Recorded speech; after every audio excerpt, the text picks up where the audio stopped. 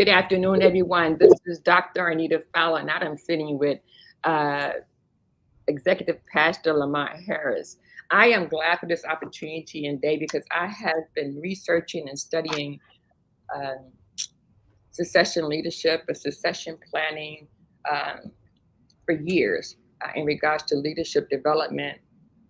And what I like to do today is have a candid conversation um, with Pastor Harris, and that he can share his experience when it comes to church leadership, uh, also when it comes to pastoral transitioning. There's nothing greater than having a true demonstration of someone who's been there, done that. And that is what we're going to get today. So if you have questions today, please feel free to present them in the chat, and I'll be able to highlight them and see them at the same time. But again, so at this point, I am just going to introduce, let Pastor Harris introduce himself, and then we'll take it from there. So it's all yours. Thank you, Dr. Fowler. My name is Lamont Harris. I'm the executive pastor at St. Paul Baptist Church in Sacramento. I've been the executive pastor probably for the last 3 years. And prior to that, I've served as the church business administrator here at St. Paul Baptist Church. My responsibilities kind of include the strategic planning for the church, supervising staff. I'm involved very intimately on the business side of the church. I'm a liaison for a few of the ministries in the church and pretty much providing support to the pastor so that he can kind of concentrate on the preaching and teaching. So kind of in a broad sweep, that's basically what I'm kind of responsible for. Well, that's actually that is a great combination when you talk about strategic planning. It's been a while since, took a long time, should I say, a long road ahead for strategic planning to become a part of the human resource, especially when it comes to the vision of the church and that they were all aligned together.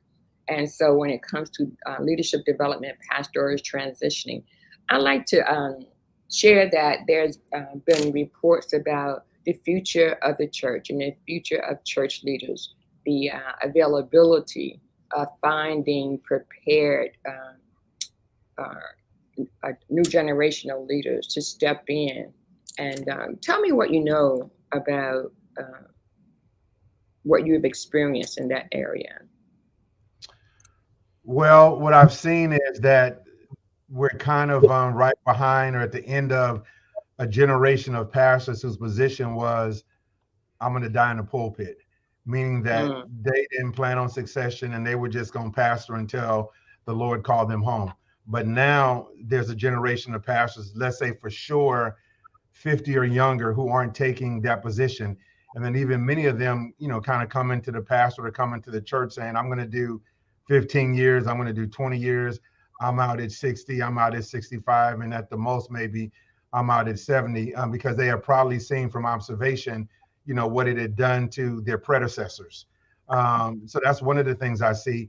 And then I also see that a lot of new pastors or younger pastors, they go into their path with an exit plan. And when I say an exit plan, meaning that I'm going to be here for X amount of years, and they're willing to make that commitment. And then they have post opportunities, or they're setting themselves up, I put it that way, for post opportunities after they pastor. I think there's a couple of factors that may have contributed to that. So probably in the previous generation, many of those pastors, depending on their levels of education, they didn't have a lot of other options. And so they probably pastored as long as they did for financial reasons because of what the church was able to provide them over the course of their tenure. But now you have a lot of younger pastors who've been blessed to go to seminary, to go to Bible college, and they're preparing themselves now for what they will do once they're no longer pastoring, and there are opportunities for them to do things once they're no longer pastoring. So I think that's part of the difference, because many of them, as I said, they've grown up in church, they've grown up in conventions, and they've seen what has happened with their predecessors, and then they have a different mindset than what their predecessors might have. So that's kind of what I've seen as it relates to kind of that landscape. And how did that feed into? I understand, and just for everyone to know, Pastor Harris has at St. Paul, the Sacramento Church, has gone through a succession planning and has just like recently, or in 2020, brought on a new pastor. Yes. I believe. How did what you experienced and what you had observed in regards to the uh, going from one generation to the next generation of leaders feed into your process for pastoral transition? Well, our pastor, Reverend Williams, or Dr. Williams, had, he at the point of his retirement, he had been here 49 years. And prior to that, we had a minister who was on staff, Reverend Reese, who succeeded him. And the one thing that Reverend Williams did that probably many haven't done is he had thought about bringing him on, probably 10, 15 years ago. So he knew at the point that he retired, he knew who he had in mind. And, he talked to the church about him. He talked to his church about him coming. So that was one thing we probably had to our advantage, that he had someone in mind that he wanted to bring on. And he was on staff at our church. And then the church that he got called to, they saw him here. They asked him to come be their pastor. So he was also familiar with the church, kind of grew up in the church. So that was kind of an ideal scenario for us. At the point that we started the process, because of some health challenges, Pastor was new and the Holy Spirit was speaking to him. It's kind of time to prepare to step down. So in that process, we probably, put together a written transition plan, but we worked with Pastor Reese probably for a year before he actually came on. He was here about 3 days a week and at his church about 2 days, or vice versa, depending on what was going on.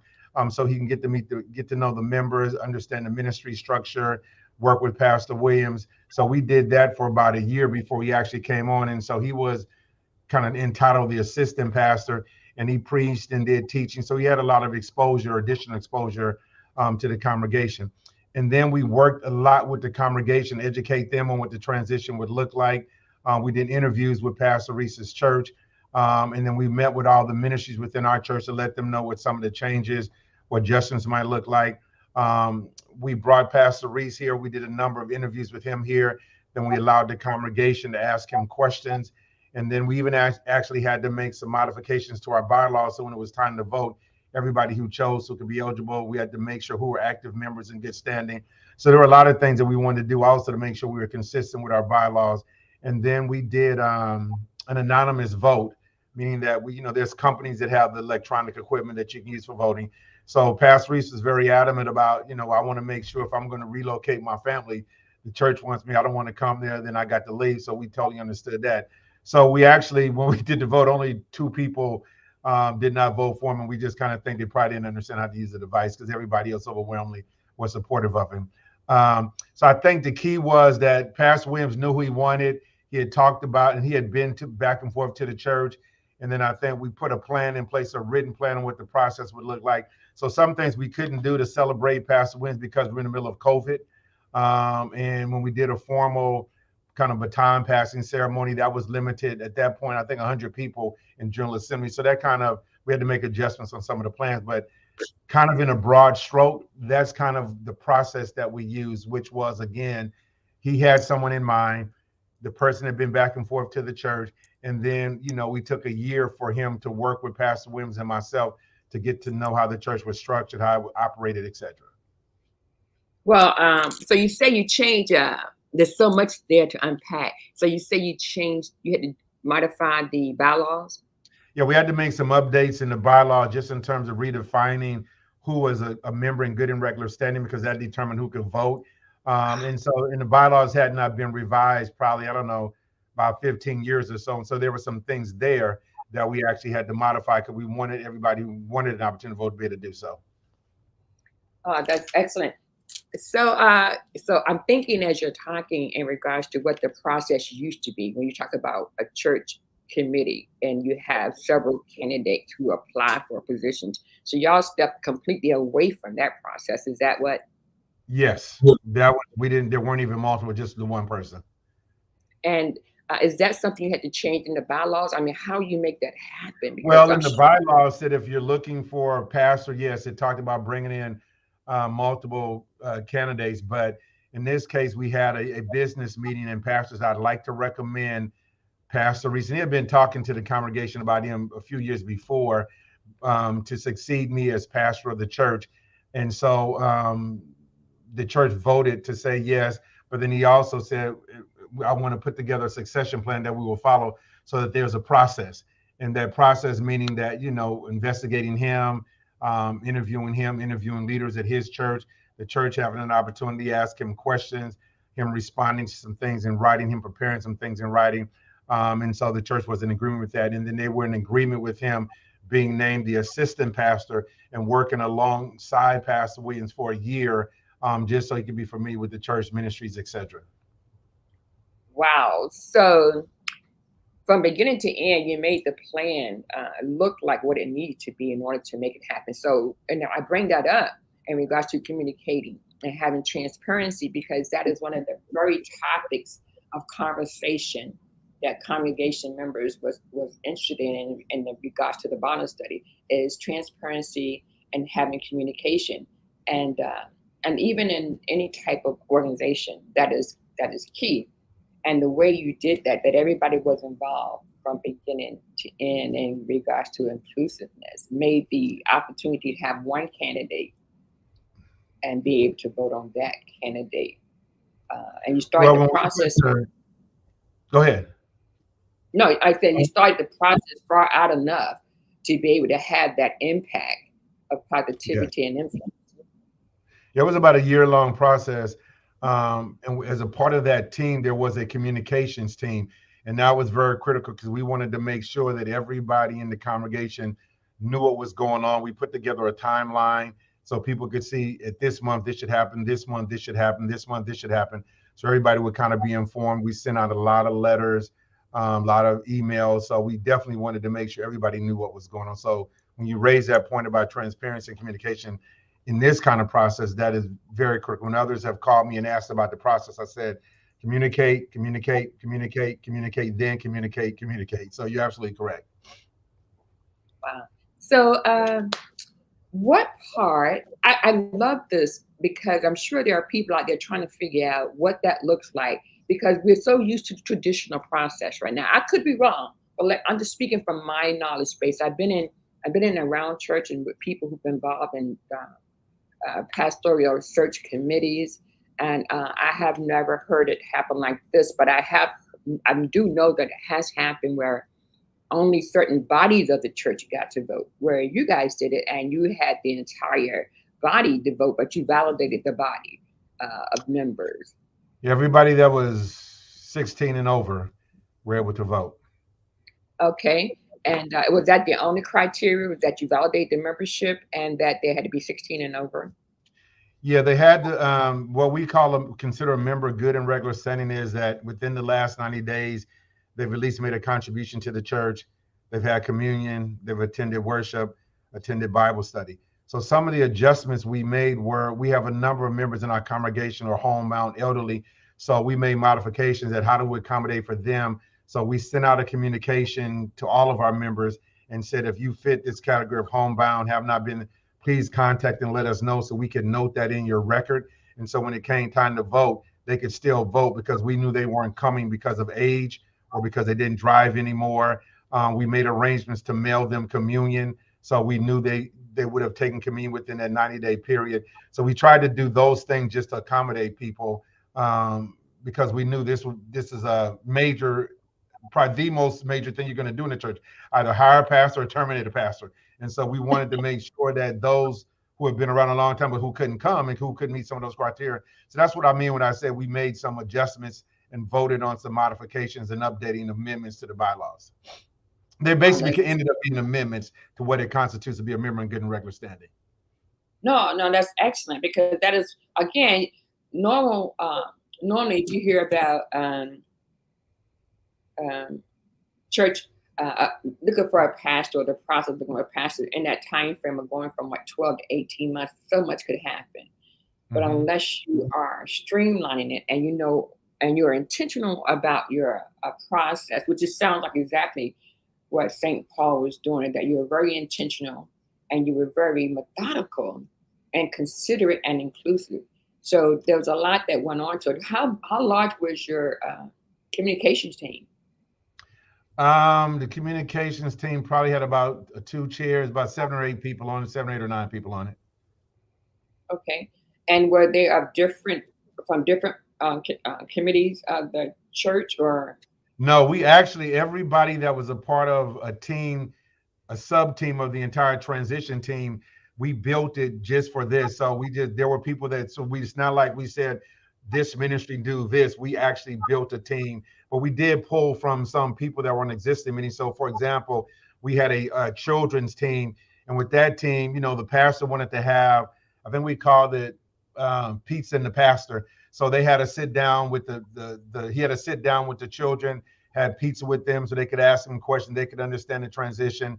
But the people that were two of the people that work with the children's ministry, they led that team, but we asked them to pull in other people, who were willing to work that were not a part of the existing children's ministry. And then we did the same thing with our youth because they had to sit down with him so they could ask him questions. They could let him know how much they loved him, that sort of thing. So we made sure that there were, we were doing a church-wide banquet, and we figured the kids didn't, we just had hot dogs and stuff for the kids or the youth. We figured they're not going to want to come to a banquet. So he wanted to make sure he had something with them that he could spend time with them and they could spend time with him. So those particular teams weren't from any existing team. We built teams for every sub team that was on the transition, a part of the transition team. Has anybody asked y'all to put this in writing so they could mimic it? One person has, and I've talked to people. So I mean, I may do that when I get some time. But when you go through it, and we're still, and here's the challenge: we were going through this transition during a worldwide pandemic. So at the same time, we were having to navigate that, and then at the same time, our senior pastor who was retiring, his health challenges were increasing. So that even didn't make it an insurmountable challenge, obviously, because God is sovereign and all powerful. So obviously Yes. we made it through it, but there were just, so many other things that, we had to tweak through that process. But probably, maybe within a matter of a year or two, if I had the time, I've considered putting something together. Well, this is extremely helpful because I guess at this point, you're right. I was just sitting here calculating the time that Pastor Reese had been at St. Paul's previously. I had to do my background research. And just to let you know why this is really interesting to me is because I had my undergraduate graduation at St. Paul's. Oh, did you? Okay. Yes, I was stationed in Sacramento in the Air Force, and McClellan was the first base. I remember And that. I did 12 years out there, and then I transitioned out to go to college. Then I went back in, and they so behind in graduation. We weren't even in the pandemic. That by the time they had a graduation, the African American students held the African American graduation at St. Paul. That's right. We did that for a number of years. Yeah, and so it was a great experience. When you talk about the Black experience, it's not just day to day or Sunday to Sunday experience. It is a all inclusive. Like my life was surrounded by the Black experience. I met Dr. Joy Johnson as the first person on the West Coast when I was stationed out there, and from day one, we're talking since 1980 is when I entered the military, and wow, I met her. Yeah, I met her at New Testament Baptist Church. Reverend Cummins. Yes, I do. Yeah, God bless his soul. And so yeah, he and Reverend Williams are very good friends. Say it again. He and Reverend Williams are very close friends. Yeah, and so my life started, my educational life, my career life, my life out of New York away from my family started in Sacramento, California, and I remained there until 1992. That was a long time, but Wow. Military work wasn't moving people around as much by the time I joined, and so I was able to do school online and in person, thank God. And so, I spent time. So I knew about St. Paul and a lot of the other churches out there. And so I was grateful to know that when you were in the class, I was talking to Dr. Joy. I said, there's someone here from St. Paul. And when I gave you a name, it's just, again, we come full circle, right? Yeah. We come full circle. Life, church has been like, again, I agree with the report that church is the religion and leadership are very much connected. The church leadership, the community is very connected to the church. How did the considering the fact that the climate that we're in, you went through a pandemic back in 2019. Reverend Reese came to the church with the intent of becoming the new pastor, but in 1920 in 2020, we entered a pandemic. Yes. So we entered the pandemic like March 13th. I'll never forget the day. My And that was father passed away. the week of our church anniversary. See, and this is a landmark that people can say, what were you doing on 9/11? What were you doing when Mhm. the curfew shut down? So we are always impacted by the trauma that we experience, in our life, and our value system is impacted and influenced by it. My father had passed away in February of 2020, Oh, I'm and sorry to hear we were just coming out on the end of that when, of course, we were still dealing with state items and issues, but we had to deal with it in a pandemic. that. Hmm. And in church, we were transitioning. I attend African Baptist Church, and we were transitioning our Sunday school uh, platform. And so we were beginning to enter into a planning of new curriculum, direction, and so forth. And we had 2 meetings, and then we had to go into shutdown, and everything became virtual. And Hmm. so we were building a plane as we fly it. I'm sure you guys were doing the same thing in regards to this Absolutely. transition. So you were the creator. And at that point, it's fair to say nothing was there. There was no normal, but yet you were creating a new direction as well as a new normal. Yeah, I would say during that time, I would say to people, there was no blueprint. And actually, you mentioned Joy Johnson. She convened a group of pastors. I was probably the only non-pastor. We were meeting, I think, twice a month, sharing, ideas and who's doing what, what's working, what's not working.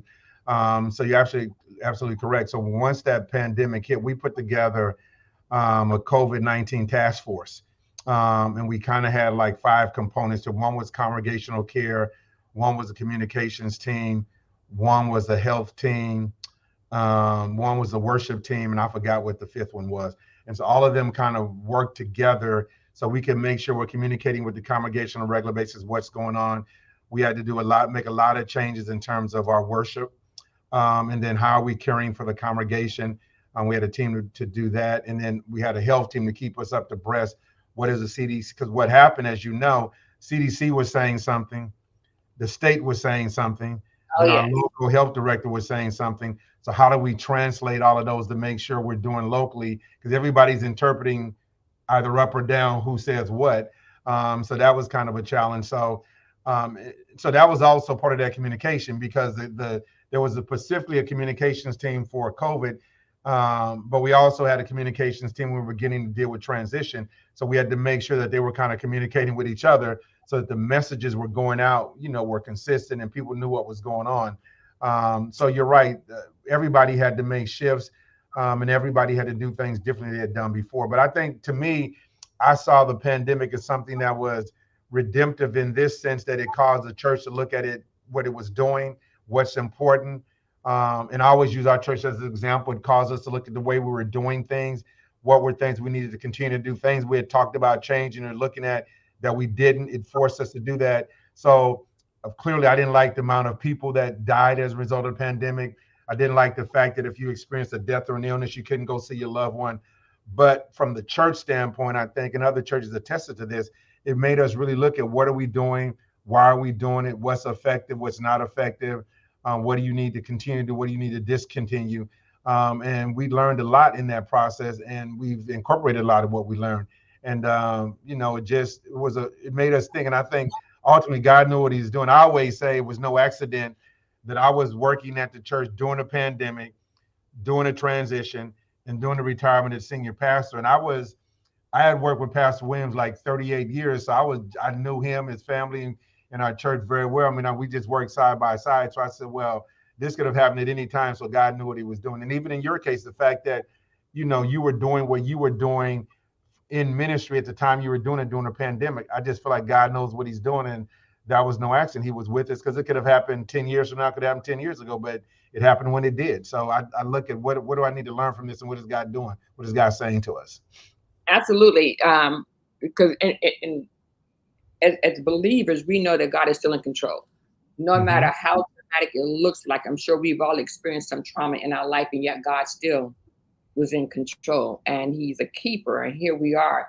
And yes, loved ones, it was horrible. It was horrific. I don't think that no one, there's not a person that was not touched by Absolutely. loss, whether it was directly or indirectly. It was just uh, something we will always speak about and will always be the foundation for how the church moved Absolutely. forward in regards Absolutely. to the fact that things that we discovered as a church body, and I'm sure we're not, Black church is not the only one, but as a church body, there are things we could have been doing already that we were kind of forced to do because of the pandemic that we could have been doing um, prior to a pandemic or despite a pandemic in regards Ab- to virtual membership, um, Absolutely. people who have been able to been stationed across, I was stationed across the country, and I enjoyed being a part of the chaplaincy process, and grateful that we had a religious component in the military, no matter how far out in the desert we were. But can you imagine what that would have been like if I had been able to continue my membership and activity and virtually being Hmm. stationed overseas, and how helpful that would have been spiritually in Absolutely. regards growing. I mean, because I was pouring out and I was receiving in. But can you imagine the pouring in that would have happened had there been a virtual uh, Absolutely. process? So we did it for schools, but we never thought to do it for the church institution. So there was definitely a lot of growth going on, and I'm grateful for those who, for being a part of a clergy group with Dr. Joy Johnson, because she has several pieces. She's a blessing. She Hmm. has several groups that she had pulled together of clergymen and women, and that we would just meet and just talk. And I think that that was necessary. And so I always say, God didn't create this mess, but He could sure use this mess. Absolutely. Absolutely. Absolutely. I thank God for that. And when it comes to developing, well, when it comes to your succession plan, tell me. I heard the moving pieces. Now, typically we are used to creating in the corporate world, creating a leadership pipeline, right? Mhm. But their pipeline consists of a list of names that somebody put on there because of they like them or they know them or for whatever reason. It could have been politically related, could have been just business. Um, but the intentionality was not to just give a broad uh, to be inclusive with different people. It was always somebody you knew.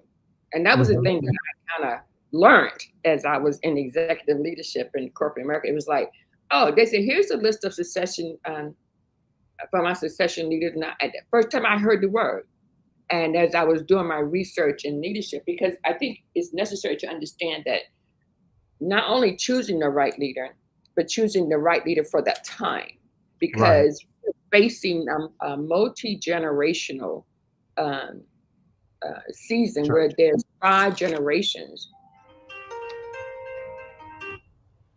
We're Absolutely. facing a phenomenon, as you know, in the class that we attended. Hmm. My ears just went up when she addressed the fact that we had a phenomenon of 5 generations in our congregation as well as in corporate America. And so, my question to you is, when it comes to succession planning now, is you said you would try to find some time to map it out. Is there anything that you learned that you would do differently after going through the process? Um, I say this with all deference, what I'm going to say, because Pastor Williams really wanted Pastor Reese. I think if there was a person we didn't really know that he wanted, we might have asked harder questions. Number one, and I think we probably would have asked some questions related to leadership styles that we kind of found out that that's kind of um, some after he got here, but I think which is not a problem. But I think because people, so for example, when you have a leader, Pastor was almost a pastor here for 50 years. So from his generation, there was a type of leadership style that he had. And so, and this is not for me, this is just hearing feedback from members. So Sure, one of sure. the things that happens is Pastor Reese's leadership style is very similar to a lot of younger pastors now is they're going to delegate a lot of responsibilities to other staff or other members. They're not going to do every funeral, every wedding. And many of them are the old school pastors that might have been like Reverend Cummings, other older pastors. If you go to the hospital, they're gonna call you. If your father go to the hospital, they're gonna call him. If your so the newer, they're not doing all of that, which is not a good or a bad thing. So I Right. think just for the congregation to know, okay, here's how, and that's always going to happen when you have a new. Here's how Pastor Williams did this, so I'm going to do this way. So you hear that from me, you know that. So I think that would have benefited. I mean, I kind of knew that, picked some of that up in interviews, but I think that would have been beneficial, probably for that to be stated. Well, my pastoral style is 1, 2, 3, 4, 5, and then I can make a decision. Well, do I want, or do I really need to hear my pastor call me if I go to the house, or if I know if he says no, you may not get a call from me if you go to, but you will get one from the deacon. You will hear from a staff person. Then if they know that, then that's fine. I make my decision. So I think that might be one thing. But again, in our case, the congregation trusted the leadership of Pastor Williams, and he had never had really made any other kind of bad decisions. And that's who his interest, desire was. And so that people just kind of said, yeah, that's who Pastor wants to succeed him. So that's who we're going with. So that was kind of one thing, not from me per se, that I heard from members that they wish that was kind of a part of the process. And that can go either way. Then the other reality is no matter who you get, there's always going to be, well, and if you're with somebody for 50 years who probably married you, buried your grandparents, blessed your children, there's just that kind of father patriarchal kind of relationship that's there. Whereas now, many pastors today, they don't have that, or younger pastor, they don't, and that goes back to a generational thing. Back during those days, the pastor and the teacher, they were the most educated people in our community, and so they were like these patriarchal leaders in our community.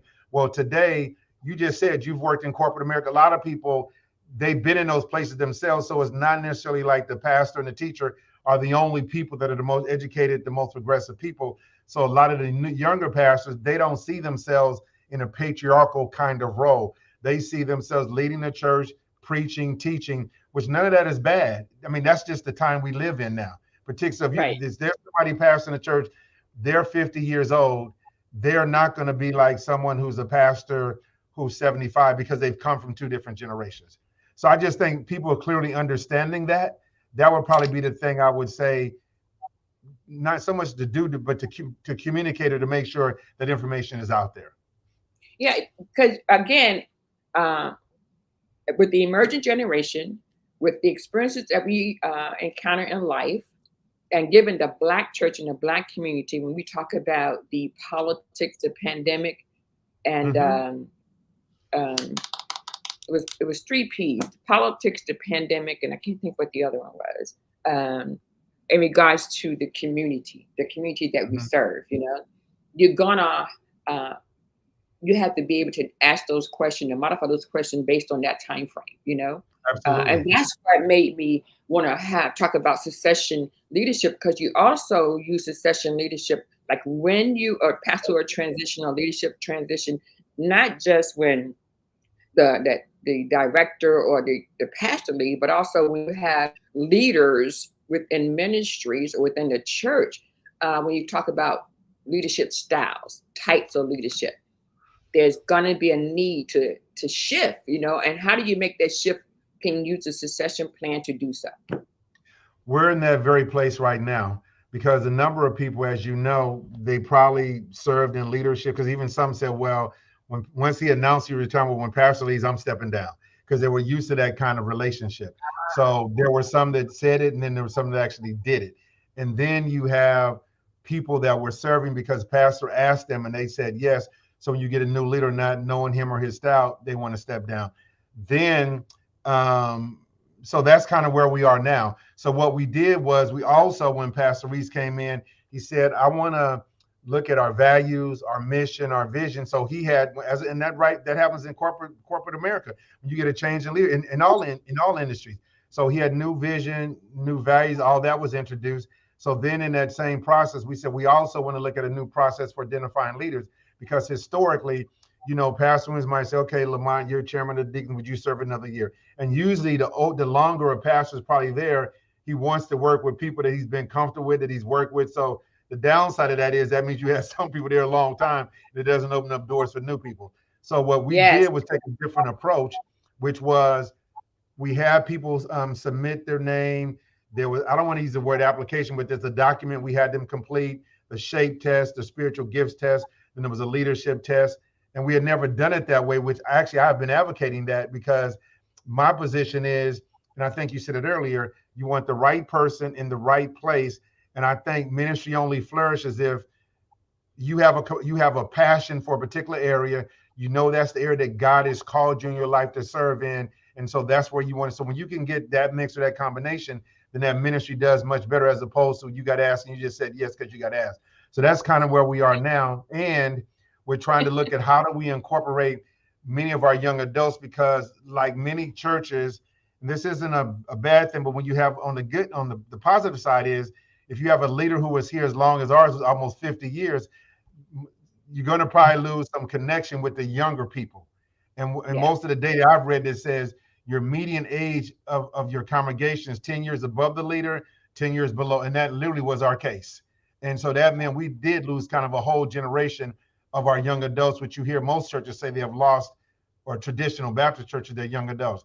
So now we're trying to pull them in, but then they grew up here seeing not opportunities, not doors, and older people not giving them opportunity. So long answer to your question, we're trying to work through how do we establish new leaders? How do we provide training for them? And we're also putting plans together now. How do they understand our new pastor's leadership style? Because it's different than our previous pastor. How do you access leadership opportunities? We're creating new job descriptions.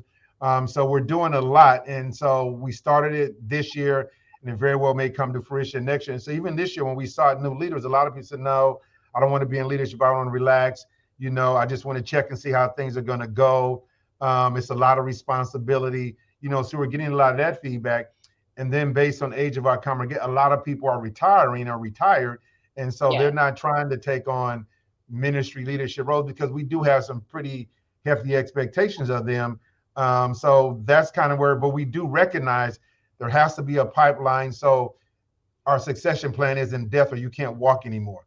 The succession plan is you're going to serve for 3 years. You're out of here if you want to come back. The succession plan is we're always looking for somebody. The succession plan is we're looking for you to look for your replacement. And even that becomes a challenge because a lot of people that are in leadership in church, that's the only place they're in leadership. That's the only place they get, I use the term, get their juice. They don't get it at work. They don't get it Yeah. at home. Yeah. So if I'm here at home, if I'm here at church and I'm Johnny Jones and chairman of this committee, well, I'm Mr. Whatever, but so they don't even want to give it up, or it becomes personal. So, and I'm sure everything I just said is no news to you, but those are all the challenges that we have. And so you're right, we're working on trying to create this pipeline because we recognize it's needed. In the case of our church, is aging much faster than we're getting younger people. So that we definitely need to. That's a major challenge that's in front of us. Yeah, that's a lot because ooh, I can't write and listen, right? Because I don't want to miss anything. So I've learned that I don't have to I know write. I I can talk just fast too. no. I'm from New York. I can catch it, but the behavior of being a student is to take notes, right? Right. And so I have to realize and tell myself, girl, you can go back and watch the video. So just listen up, right? So that's kind of where I'm learning. But I wanted to say there's so many challenges in regards to that or nuances, and that is where it's not even a nuance. It's just something that is. Individuals who one of the concerns of out of the study was that people are concerned that is a large percentage that are concerned with not having new generation of leaders to choose from. But at the same token, the because I have the stats, but I don't want to get into numbers. I just kind of want to say the large part of that is how, like you said, they delegate a lot of their responsibility. The new leaders are delegating a lot of their responsibility. At the same token, there are the leaders who leadership development in church is not the priority because the challenge is dealing with the what's urgent and what's important seem to compete. Mm-hmm. And so, like I said, you have to find the balance, and it's a learning process. There's no blueprint for it. Yeah, one of the things I've seen is that growing up in church is a lot of times the pastor gets who he can get that's available, because a lot of people are, there's a lot of things that are competing for people's time, and then once you get them, sometimes people get in there, then they feel like the ministry is theirs, and then sometimes when you have a pastor that's a pastor's heart, well, I don't want to move Mhm. them because it's going to crush them. That becomes 1 year and 3 years and 5 years and 10 years. So there's a lot of that. So if you're in a corporate environment or in an outside of the church kind of environment, there's compensation tied to things. You just do what you have to do. But in the church, there's this side of, well, I don't want to hurt somebody and I want to be sensitive to them, and I know they have family here. So you have all those dynamics. But also, right, at some point, you have to do what's best for the church. And so one of the things we've done in terms of looking at this a different way, as we said, when we're looking for leaders, now we're looking for a chair or coach, but we're also looking for you if you want to coach. And by coaching, we're saying, if you've been in, so we're trying to make it easy for you to step down, because sometimes people don't want to say no to the pastor. So we're making it easy for you to step away, but still value, which means that if I've led the men's ministry for 15 years straight and another 5 years, as a coach here, I'm no longer leading it, but I could be a coach. So if my successor, so I need help with this, then you can still contribute. You're in the role of a coach. So that's one of the things that we've done, is incorporated that if you've been in ministry, there's certain areas you feel like you have strength in, you no longer want to lead or chair, you can still make contributions, because we said there's been a lot of people, and as you know, in church, they're just good, faithful people, but we Yeah, don't want to throw them out to the pasture. So how do we yeah, value them? How do we utilize their gifts and their skills? So we came up with, a whole creating opportunities for you to be a coach, so you can still contribute, but it doesn't mean you have to come to every meeting. You don't have to be in leading things. So that's one of the things we've tried to do. So we've tried to be intentional and sensitive to that, but we're still being challenged to turn the corner, because with COVID, it also allowed people just to get relaxed yeah, and just not on their game in terms of ministry. And so now we're having to rebuild that with some ministries. And so it's kind of a challenge, but it's, when I talk to other people, they're saying they had the same challenge. So our goal is to put the system and the structure in place and to trust God to help us identify, find the people, and then to make it easily accessible and to communicate it in such a way that people know. Because some people say, well, I didn't know that's what you had to do to be a leader. And then as much communication as we've done about those who have an interest in me, well, I didn't know this, or I didn't know that, or I thought this, or I thought that. So, so communication, as you know, in church is probably the biggest challenge that you have, because everybody hears the same message a different ways. Well, I different. didn't know this, or I didn't know that, or I didn't hear that. So, Oh no, and everybody got an idea until it's time for it to execute. Um, exactly. and so the great opportunity that I experienced about going to school, because I do believe in the anointing of the Holy Hmm. Spirit, and that God will give Absolutely. us all that we need. But I also believe He wants us to have access and to those things that we need as well academically. So I learned a lot on the road in the military, but I learned a lot when it comes to people um, engaging through the church, and that helped me in my civilian jobs. But one of the things I learned in my studies during my doctorate on leadership, I fell into leadership because I was so disappointed with leadership coming I up in the understand.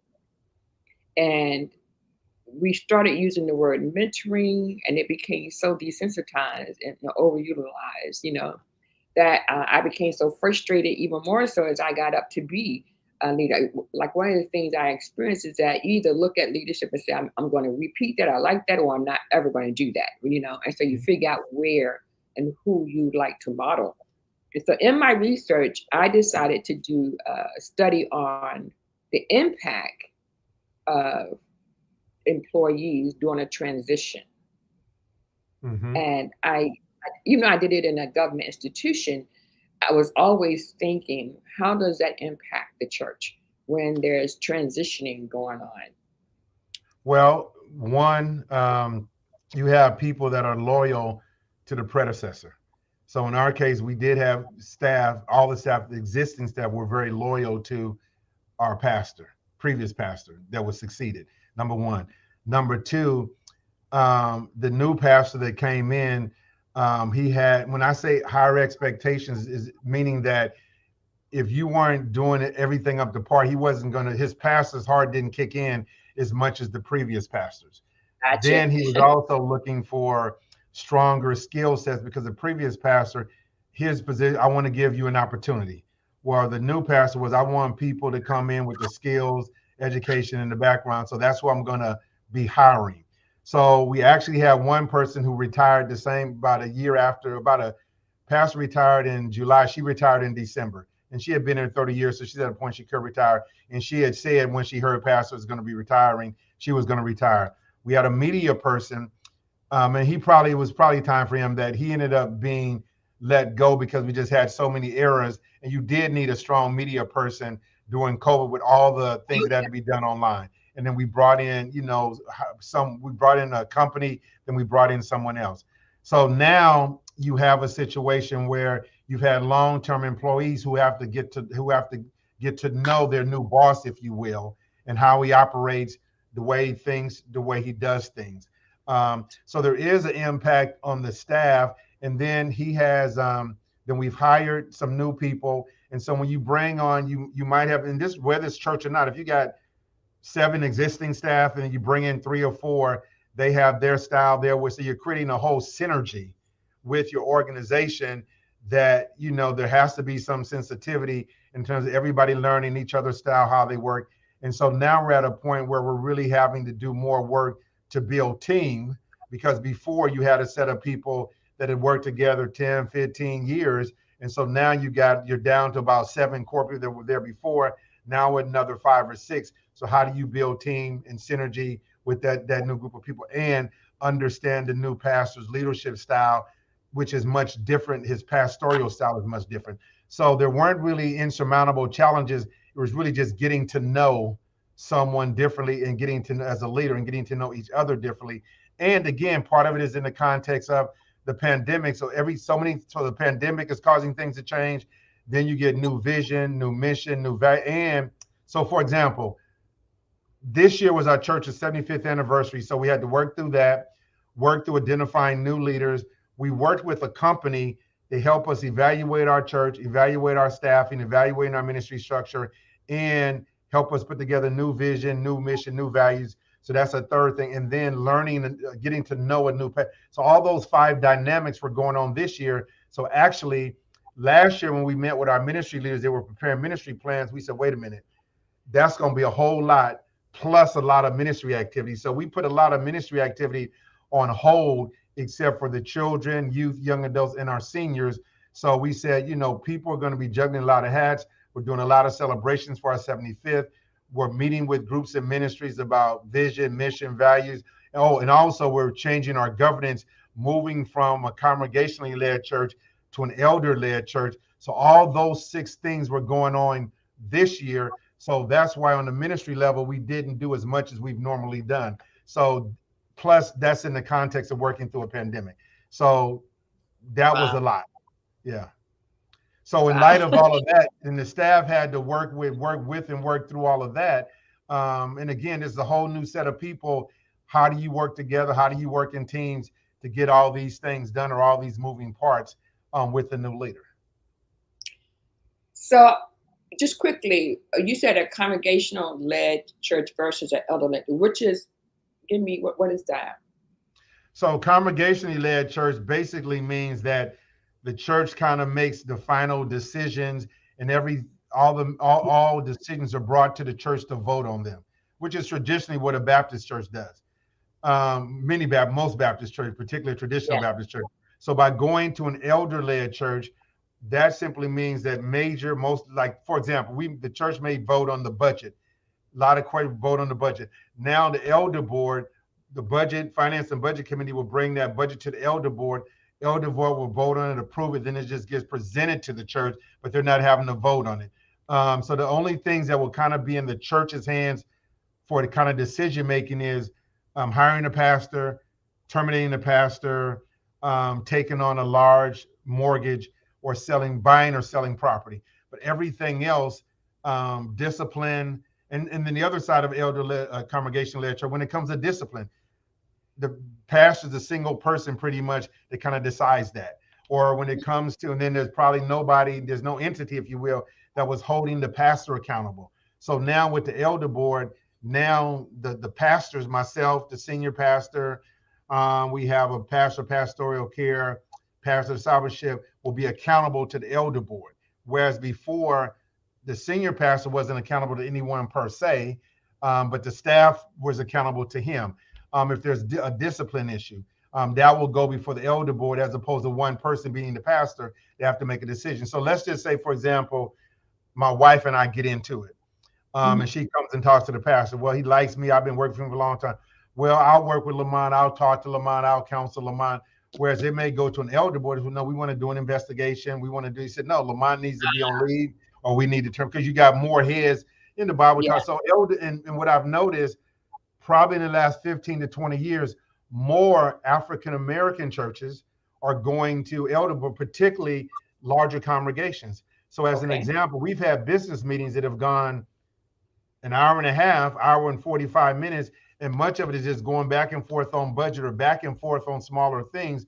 Whereas if an elder board here's all the facts, here's all the information, they decide you just let them know, here's a copy of our budget, and we want to provide it to you for information, and then you're done, but you're not there all night. And then, so I would always say, so what if we have 500 or 600 people in the business meeting and everybody's asking questions on every single item? You'll get nowhere for it. So it's just a more efficient way of operating the church. But the key is you just have to get the right people on there. That's what's important. The downside that I hear is some churches where they have an elder board, they have all yes people, and they're not people that's going to confront the past. When I say confront only or challenge, meaning let's have a discussion about that. So just because that's what you want to do, okay, that's fine. Let's go to the next thing. So, but I clearly see from my experience here on the way business meetings go. And I mean, I know churches have had 2 and 3, 4 hour business meetings. But, so I see it from a operation standpoint, it's more efficient. You have more heads in decision making. There's higher levels of accountability. So I see a benefit to it. So that's what I mean when I say congregational versus elder-led. So we put together an elder task force, and they've been working for about 18 months. And we just finished 2 weeks ago doing a vote, which it passed. But they did the research. We distributed that to the congregation. They made a presentation to the staff, to pastor, myself, then to all the staff, then to the deacons and trustees, then to all the ministry leaders, then to the congregation. So we went through every level of leadership to explain it, doing Q&As, and then we, open it up for a vote. I could talk to you all day. You know that. I mean, I'm looking at I wrote down a couple of questions or thoughts so I wouldn't lose them, because I know we got like 8 more minutes left, right? Well, we can do a part 2. Just, I'm definitely open to that. I would not have a problem with that at all. That is wonderful, because I think this is necessary for churches to learn and people to listen and learn, and that there are models being made, someone they can reach out to who's been there and done that. Because like you shared some things that you could have asked questions about in this process, even though it was a great process. You were building a blueprint. You learned some things along the way. And I was going to ask about this. When I did my study, the thing that jumped out to me was the results of the study. When I talked about the impact of leadership styles during transition, right? Just take out the corporate America and just lay it over a church. What is the impact of leadership styles? And so I discovered that there was tools you could use. I didn't have to design my own tool. That was the great thing. But there were tools you could use to determine that the survey that your employees took that helped to determine the outcome, what type of leadership style they had and what type of leadership style they wanted. And the results were, I was looking specifically for transformational leadership, the impact of transformational leadership, being a believer, would have on a corporate America, how that relate back to their faith life. And so listening to you, again, talking about leadership style, generations, again, corporate America is no different than church when it comes to what makes up the congregation, or who makes up the congregation. So you need to know what leadership style. So like you say, you brought in a company. See, and people have to understand the monetary value in being able to do that and what's important versus what's urgent. Well, one of the things I will say about both pastors is they understand the value of expertise. So as an example, with our previous pastor, we built a church, we built a family life center, But what we did when we built the church, he brought in a capital stewardship campaign company, and that was in the late 80s. During that time, most African American churches were not bringing in professional consultants to help them raise the money. And even most of our comment, well, why do we need to pay somebody to help us raise the money? And what he said was, this is what somebody does all day, every day for a profession. And it helped us to raise them because there's a system and there's structure and there's principles that are related to fund. Just like, in corporate America, there are what called fund developers. There are people who Yes. get paid big bucks for helping companies, schools raise money. And so there are people that help churches do that. So the church saw the value of that. So then when it came time to look at our values, our vision, our mission, yes, our church has done strategic plans like 3 times, but bringing in this company, that helped us to get someone who has the expertise. This is what they do, helping churches to look at them, raising the right questions, because this is what they do. So to your point, you may spend some money, but it pays for itself in the long run because of the results that you get. And that's one of the things a lot of churches don't want to do is they don't want to spend the money. But if you spend the money, it's almost like if you have a facility manager that really knows what they're doing. They're going to save you money because they're going to catch stuff wearing out or going out. But if you just have a nice guy who's a handyman and, okay, I'm going to hire him to be our facility manager because he has a lack of knowledge, it's going to cost you what he doesn't know. So that's the thing, that a lot of churches don't get. But again, the younger pastors, because older pastors, they came up through a time when there weren't a lot of resources. So they may do Right. what they could. In the minute the church is going to paint the church, they're going to fix this, they're going to fix that. But now all of those guys are getting old and they're retired. The younger guys don't want to do it. So you have to pay for things now that you didn't have to pay for before. But most of the younger pastors, they understand that, and they understand that you get what you pay for, and they understand that. So part of it, to your point, is just understanding the dynamics of the time that we're living in. And that's part of what we learned there at Howard the day we had the presentation on the 5 generations. The way each one gets communicated with is totally different. The way each one gets engaged, and that's almost going to become an art as churches are aging. And if you're doing really well, like at your church, Alfred Street, you have 5 generations, but your pastor, he does an excellent job preaching in such a way that no matter what age you are, he could catch you and you feel a relevance to what he's saying. Although he will tell you, I'm old school, I still got a lot of my father in me, but still he does it in such a way that those who are younger, and with the kaya that you have on Wednesday, the young adult Bible study that he would lead, the Yeah. way he communicates.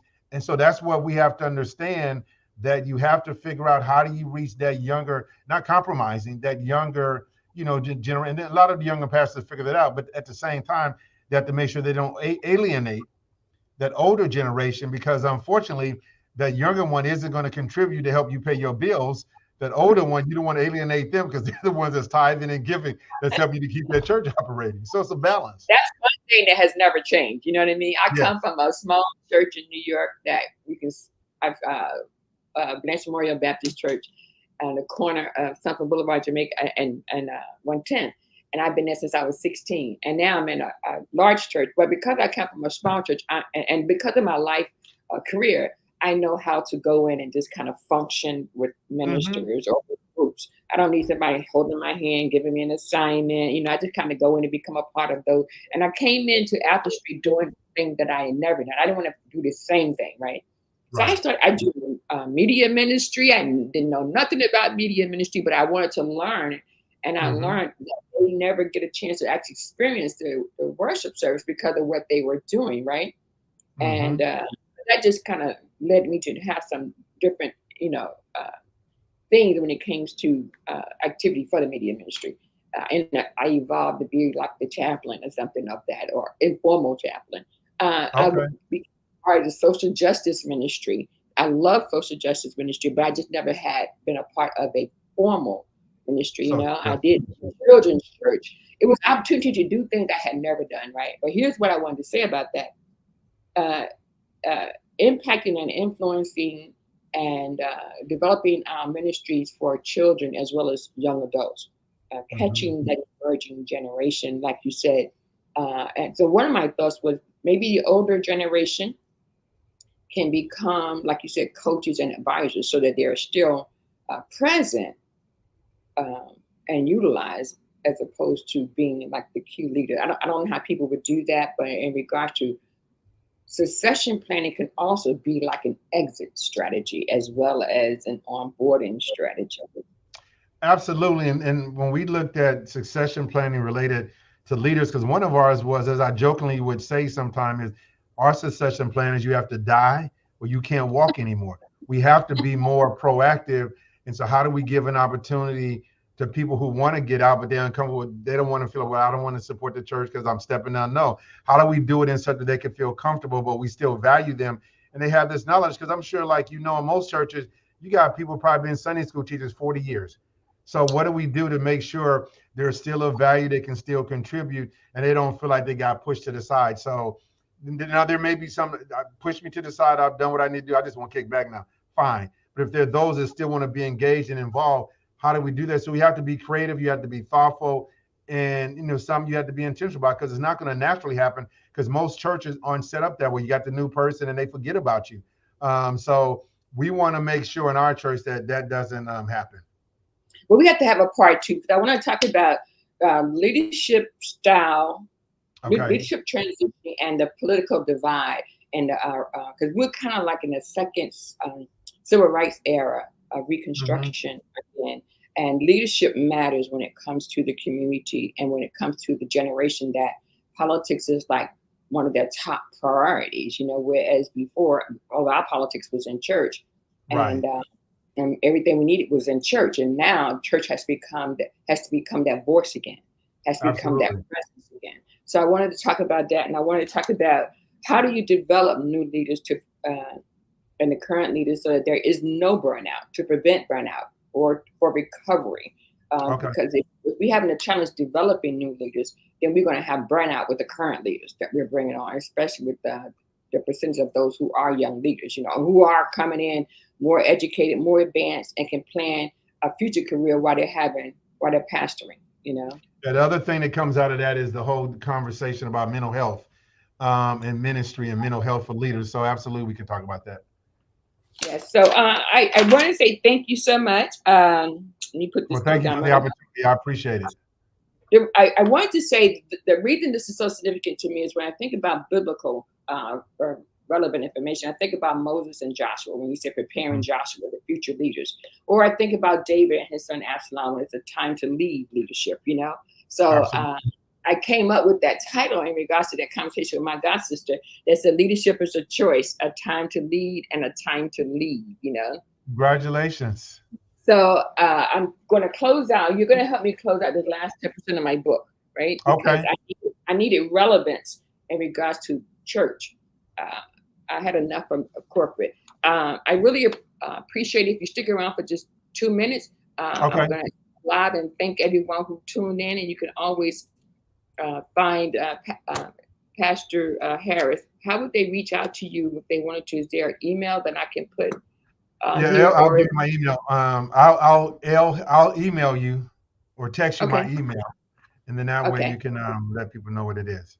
Okay, great. Again, this is Executive Pastor Lamont Harris from St. Paul of Sacramento Church. He is a magnificent vessel that God has used to create a blueprint that could take us into some significant changes and the results for churches. So I want to thank you for tuning in. If you have any questions, please feel free and go back and look at the video. It's on my social medias. Thank you. And God bless you. Have a great weekend, everyone.